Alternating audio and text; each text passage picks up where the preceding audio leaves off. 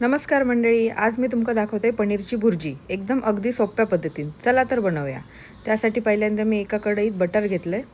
बटरने जरा एक वेगळी टेस्ट येतात. तुम्ही तुमच्याकडे तूप असेल तर तूप पण वापरू शकता. त्यानंतर मी त्याच्यामध्ये जिरा चांगला भाजल्यानंतर त्याच्यामध्ये कांदा आणि टोमॅटो ॲड करायचो.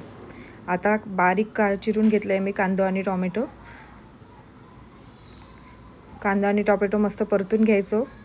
चांगलं भाजलो कांदा आणि टोमॅटो की आता त्याच्यात मी थोडासा बारीक केलेला आला टाकतोय. याच्यात मी आलं लसूणची पेस्ट नाही वापरू. मी याच्यात थोडासा म्हणजे आला वापरला, ज्यात आपल्या दाताखाली मिळाला की एक चांगली चव येतात.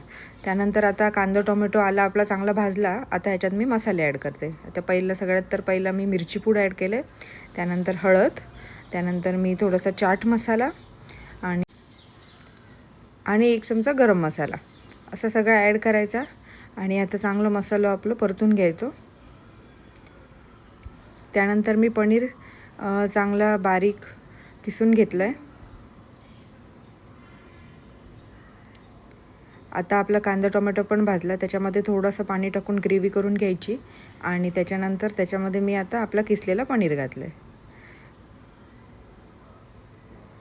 त्याच्यात थोडा चवीनुसार मीठ, जशी तुमची क्वांटिटी असतात त्याप्रमाणे, आणि त्यानंतर थोडंसं पाणी टाकून आता आपल्याला चांगली एक उकळी काढून ठेवायची.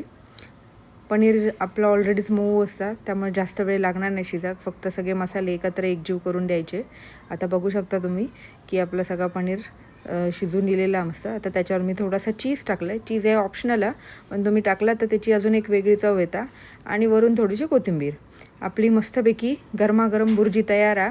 अशी गरमागरम भुर्जी चपाती किंवा भाकरीबरोबर नक्की खाऊन बघा आणि कशी वाटली माका कमेंटमध्ये नक्की कळवा.